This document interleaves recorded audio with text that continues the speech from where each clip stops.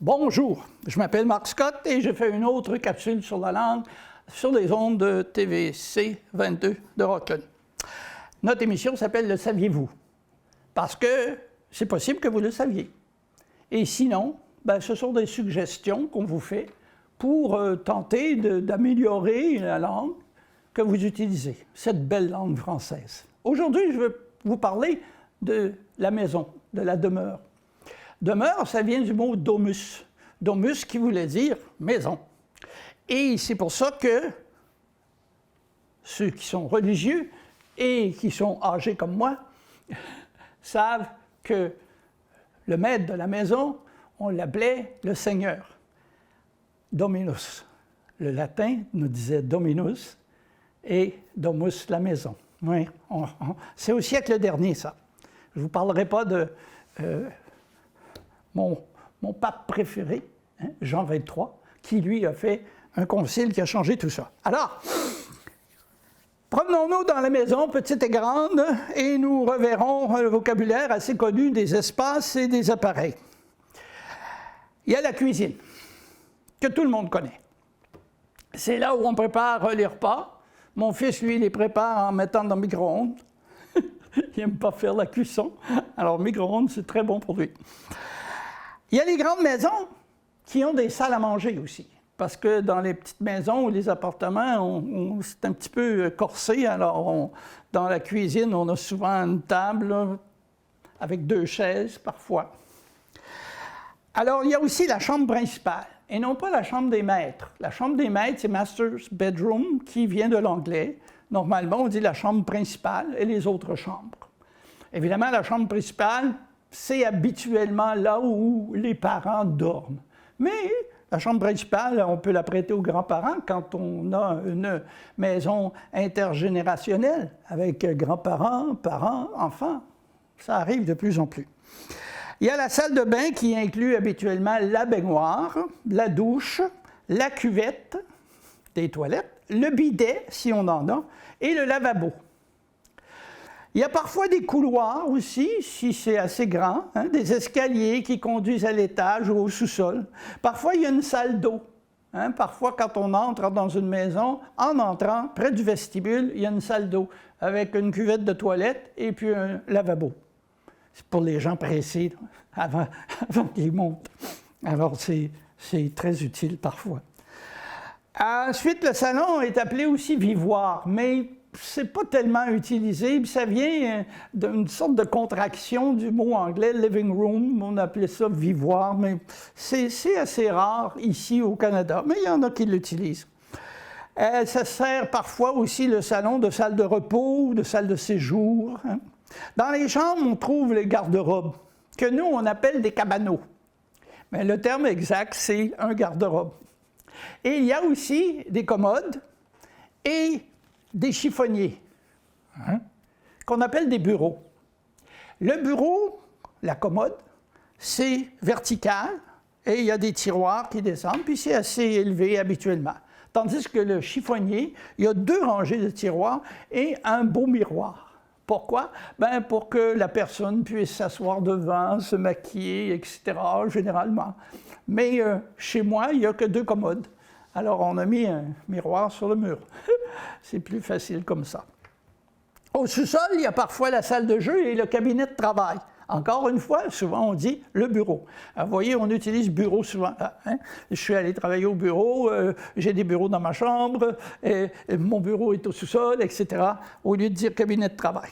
Il y a plusieurs types de maisons, comme vous le savez. Nous trouvons normalement un sous-sol, un rez-de-chaussée, que les Anglais appellent first floor, et un étage que les Anglais appellent second floor. Alors, c'est pour ça que parfois, on se trompe quand on va dans un ascenseur. Il y a parfois RC qui veut dire rez-de-chaussée, mais si vous êtes dans un ascenseur anglophone, c'est écrit first, second, third. Et il n'y a jamais de numéro 13. Ça, c'est tout simplement parce que numéro 13, on pensait que c'était une question de superstition, on croyait que c'était malheureux d'avoir un plancher numéro 13, mais je vous avoue que quand vous pesez sur 14, là, vous arrivez au 13e. On ne va pas mettre un étage vide qui ne sert à rien dans un édifice. Mais ça, vous saviez, évidemment. À l'extérieur, nous avons souvent un perron à l'avant et une terrasse à l'arrière. Oui, vous êtes d'accord avec ça? Un patio, ce n'est pas une terrasse. Un patio, ce sont des blocs, des plaques de ciment, de béton sur le sol. Ça, c'est un patio. Tandis que quand c'est surélevé, c'est fait en bois ou en bois traité ou dans les nouvelles façons de faire, là, c'est une terrasse. Les Anglais, eux, appellent patio les deux. La terrasse et le patio, vraiment. Mais parfois, ils disent « terrace ». Mais c'est peut-être pas tout à fait la même chose. Une galerie, c'est souvent surélevé avec des colonnes, tandis qu'une véranda, ça a un toit et c'est fermé, avec des fenêtres ou des moustiquaires, mais c'est fermé. La véranda est fermée, c'est très joli d'ailleurs. Nous pouvons aussi avoir un solarium et même une rallonge 4 saisons si on est assez habile, qui sert de solarium et de petit salon parce qu'on peut y être même en hiver. Il y a parfois aussi un garage et une remise. Parfois, le garage sert de remise. J'ai vu une personne en m'en venant qui est en train de se faire 2 autres garages à côté de sa maison. Il y avait déjà un garage, mais je suis pas mal certain que c'est déjà rempli avec toutes sortes de choses, sauf la voiture. Alors là, il se construit d'autres garages pour pouvoir mettre les voitures. On a tendance à acheter tellement ici, ça n'a pas de sens. On voit de plus en plus aussi des mini-entrepôts, des entrepôts ici et là, parce qu'on n'a plus de place à la maison, puis remise, garage, à un moment donné, on dit qu'il faut mettre ça ailleurs. Hein? Alors, les mini-entrepôts. Beaucoup de gens achètent des grilles que l'on appelle des barbecues. Vous pouvez appeler ça des barbecues ou des grilles. Là. Certaines familles peuvent même se permettre un bain à remous ou un bain tourbillon à l'intérieur ou à l'extérieur, hein, que plusieurs appellent ça un spa. Le spa, c'est un endroit où il y a justement des bains tourbillons, des piscines, des soins corporels, des saunas, etc. C'est l'endroit qui s'appelle un spa. D'ailleurs, vous voyez ça parfois quand on l'annonce, là, le spa de, je ne sais pas, Wakefield ou un autre spa. Alors, nous, on a des bains tourbillons ou des bains à remous. Certains chauffent encore au bois, hein, à l'aide d'un poêle à bois, à l'aide d'un foyer ou d'un poêle encastré que nous appelons BISP, Built-in Stove. Alors, ce poêle encastré-là, il n'y a presque pas de senteur de bois ou d'étincelles qui tombent sur la moquette. C'est vraiment fermé et ça chauffe très bien. D'autres utilisent l'électricité ou bien le gaz, hein, le propane ou le naturel. Hein. D'autres encore ont une thermopompe ou des panneaux solaires. Puis, j'ai vu aussi, près de chez moi, des gens qui utilisent une sorte de système extérieur à la maison, avec des tuyaux qui passent jusqu'à la maison, et ils chauffent au bois, mais le bois est à l'extérieur. Hein? Question de goût, j'imagine. Hein? Je voulais vous parler du poêle à bois parce que je veux mettre l'accent sur l'électroménager qu'il y a dans la cuisine. C'est pas un poêle. Mais ma mère, elle disait toujours, le poêle, j'ai lavé mon poêle, c'était pas un cadeau, c'était sale à l'intérieur, j'ai tout lavé le poêle. C'est une cuisinière. Le poêle, c'est... On en avait avant, en ancien temps, le gros poêle blanc, là, massif, là, où on mettait du bois, on chauffait, et puis on pouvait faire cuire sur le dessus, et il y avait même un four où on pouvait faire cuire. Mais ça, c'est un poêle, parce que c'est un poêle à combustion. Mais ce qu'on a, ce sont des cuisinières à l'électricité ou au gaz. En France, les cuisinières au gaz, ils appellent ça une gazière. Ben, c'est leur choix. Alors, pourquoi pas? Sur la cuisinière, qu'est-ce qu'on retrouve? Bien, évidemment, on retrouve l'horloge, on retrouve la minuterie, on trouve les boutons de commande et les éléments chauffants, que ma mère appelait des ronds. Bien, c'est correct, ils sont ronds. Alors, j'ai aucun problème avec ça. Quand ils sont ronds, les serpentins, là, ce sont des éléments chauffants. Sous le tablier principal, on ouvre la porte du four et on le fait cuire nos rôtis, nos tartes, nos gâteaux, etc. Le tiroir du bas sert à remiser des plats, des assiettes, etc. Mais j'ai appris aussi que c'était un réchaud. Je ne savais pas, moi, je mettais toutes les plaques là-dessus, là, puis les assiettes d'aluminium, les moules à gâteaux. c'était une place où je remisais toutes ces choses-là, mais on me dit que c'est aussi un réchaud. Alors, si vous ne vous servez pas du tiroir pour amonceler toutes ces pièces-là, par exemple, vous attendez des gens à Noël ou bien à la Saint-Valentin, vous dites « je vais faire des gâteaux, des tartes, je vais faire toutes sortes de choses ». Ben, si vous avez besoin de votre four une deuxième fois pour une deuxième fournée, vous prenez les plats que vous avez fait cuire et vous les mettez dans le tiroir. Ils vont rester chauds. Tant et aussi longtemps, évidemment, que la cuisinière est allumée. Alors, comme je vous dis, je ne savais pas. Maintenant, je sais, et puis je pourrais l'utiliser si je pouvais me débarrasser de tous les plats que j'ai dans mon tiroir. Il y a ensuite le réfrigérateur, que l'on appelle souvent frigo, au niveau populaire. Une abréviation du mot frigidaire. Hein? On dit c'est un frigo. C'est correct de dire c'est un frigo, mais il ne faut pas oublier que Frigidaire, c'est une marque de commerce. Et il ne faisait pas que des réfrigérateurs, il faisait toutes sortes de choses, des cuisinières, etc. Alors, c'est un peu comme quand on prend un papier mouchoir et on dit « passe-moi un Kleenex ». Ce n'est pas nécessairement un Kleenex. Chez moi, Marc Scott, j'utilise des Scotties. Pourquoi? Parce que, hein, voilà, c'est clair. Alors, c'est un papier mouchoir. Mais l'autre, c'est un réfrigérateur. Et en haut du réfrigérateur, ou en bas, ou selon les portes, parce qu'il y a toutes sortes de modèles, c'est un congélateur, que tout le monde appelle un freezer. Bien, freezer, c'est correct, mais c'est anglais. Hein? Alors, le fameux freezer. Alors, le frigo se divise en deux, généralement, le réfrigérateur et le congélateur. Sur le comptoir, on trouve souvent le grille-pain, toaster, hein? Et on trouve le four à micro-ondes ou tout simplement le micro-ondes, la bouilloire et d'autres menus éléments comme la friteuse à l'air. Mentionnons aussi les éviers. Les éviers dans la cuisine, les lavabos dans la salle de bain. Lavabo, parce qu'on se lave pour être beau, hein? Et puis évier dans la cuisine. Je vais vous montrer quelque chose, vous allez rire, mais pas tout de suite. D'où vient ce nom-là quand les gens appellent le robinet la champlure? C'est qu'avant, il y avait un entonnoir d'où sortait l'eau qui venait de la montagne et ça faisait un bruit. Et on appelait cet entonnoir-là un chante-pleurs. C'était comme chanter ou pleurer, l'eau coulait puis ça faisait du bruit. Et c'est devenu chante-pleurs, champlure.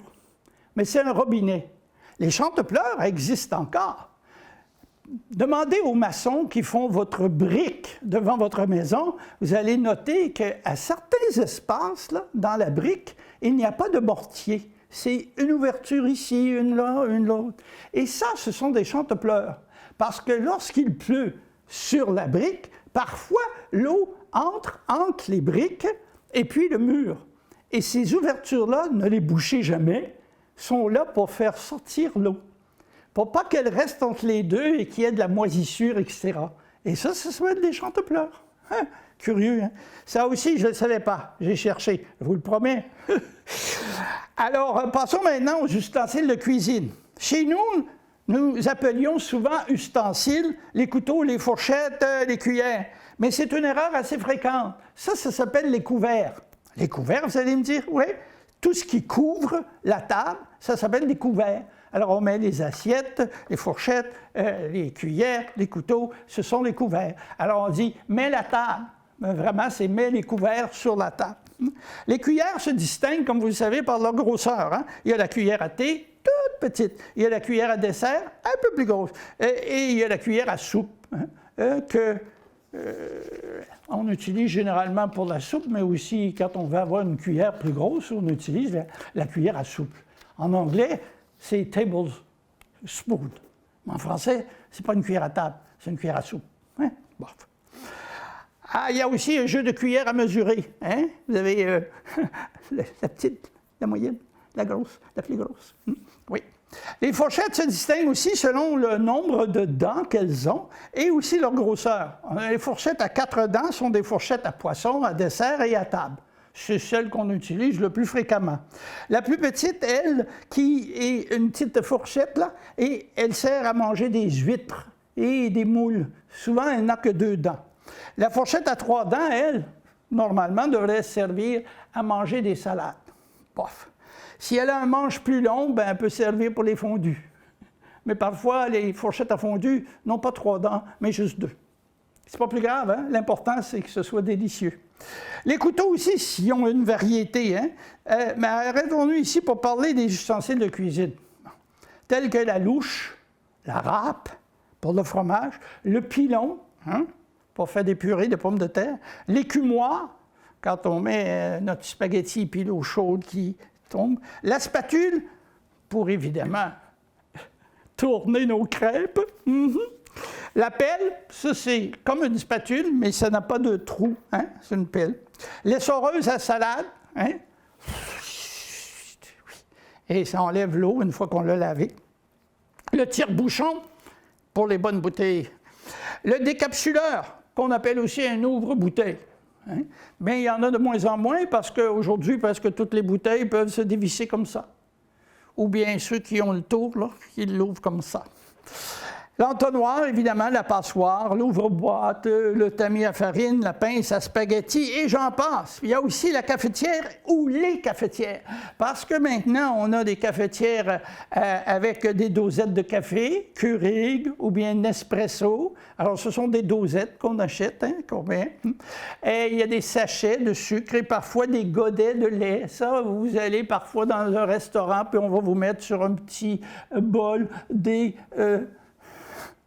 godets de lait, alors à 2 % ou 10 % s'il y a plus de crème. Ce sont tous des petits formats, mais quand c'est liquide, ce sont des godets, et quand c'est pas liquide, ce sont des dosettes. Il y a la cafetière à espresso aussi, hein, à cappuccino, à latte, en tout cas, il y a beaucoup de cafetières. Dans le salon, on retrouve des meubles aussi. Bon. Je sais qu'à la télévision, souvent, quand on annonce, on parle de sofa. Sofa, ce n'est pas un anglicisme, mais c'est une impropriété. Ça veut dire qu'on emploie un terme pour désigner quelque chose qui existe, mais qui n'est pas ce qu'on a dans nos salons. Dans nos salons, on a généralement un canapé. Le sofa, c'est habituellement un banc, hein, qui n'a pas de dossier, mais on y met des coussins. Ça, c'est un sofa. Mais celui qui a déjà des dossiers et puis des coussins pour y mettre ses bras, c'est un canapé. Il y a aussi la causeuse pour 2 personnes. C'est un canapé plus petit. Il y a des fauteuils inclinables, la berceuse. Parfois, la berceuse, c'est un fauteuil inclinable en même temps, là. Ah, voilà. Bon, ben, je sors de la maison pour parler de quelques petites vites. Voici. Embarquer et monter dans quelque chose, ce sont 2 verbes, mais qui ne signifient pas la même chose et on ne doit pas les employer dans la même chose. Par exemple, on monte à cheval, on monte à vélo, on monte en auto, mais on embarque dans un navire et on embarque dans un avion. Embarquer vient du mot « barque », ou quand vous allez à l'aéroport, on vous dit « embarquement, porte 60 ». Alors, on embarque, mais on monte à bicyclette. Apporter et emporter sont 2 verbes qui servent pour les objets. Apporte-moi ton bulletin que je vois ce que tu as fait là. Mais pour emporter, quand on va au restaurant, puis on va les chercher, puis on les ramène à la maison. Emporter, ça veut dire qu'on va chercher et on ramène à la maison. Apporter, ça veut dire qu'on tout simplement on apporte. Hein? Apporte-moi les épiceries. Hein? Voilà. Amener et emmener, ça c'est pour les personnes. J'ai amené ma sœur en vacances avec moi. Je ne l'ai pas apportée avec moi. À moins que j'ai un nouveau-né, un bébé, bien là, je le porte, c'est sûr. Là. Mais habituellement, j'emmène. J'ai emmené mes enfants, etc. En passant, vacances signifie congé, porte toujours la marque du pluriel, toujours un S final, des vacances. Je suis allé en vacances, S. Tandis que le mot vacances au singulier, ça veut dire quelque chose qui est à remplir. Il y a un poste vacant.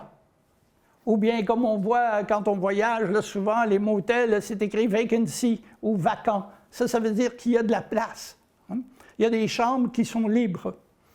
Donc, vacances, toujours au pluriel quand ça parle de congé. Vacances au singulier quand ça parle de quelque chose à remplir. Je me répète parfois, je le sais, mais c'est parce que je veux insister sur certaines habitudes à éviter. L'expression « pareil comme ». Bien, comme vous voyez, pareil veut dire comme. et comme veut dire pareil. Alors, j'utilise l'un ou l'autre. Je nage comme un champion. Je lance la rondelle comme Cole Caulfield. Je frappe quelqu'un dans la bande. Pareil à Suzuki. Oui, on lance, on tire au hockey, on ne shoot pas. Même si les Français utilisent le mot shoot. On lance, on tire. D'ailleurs, il y a des tirs du poignet et des lancers frappés. Et la mise en échec, vous savez, c'est légal, mais pas le claquage. Le claquage, ça fait trop mal. C'est quand on se sert de notre genou levé pour frapper quelqu'un dans la cuisse. On appelle ça un claquage. Je pense que les Anglais appellent ça un Charlie horse. Voilà. Bien, c'est tout pour le moment et je vous remercie encore de nous écouter. À la prochaine.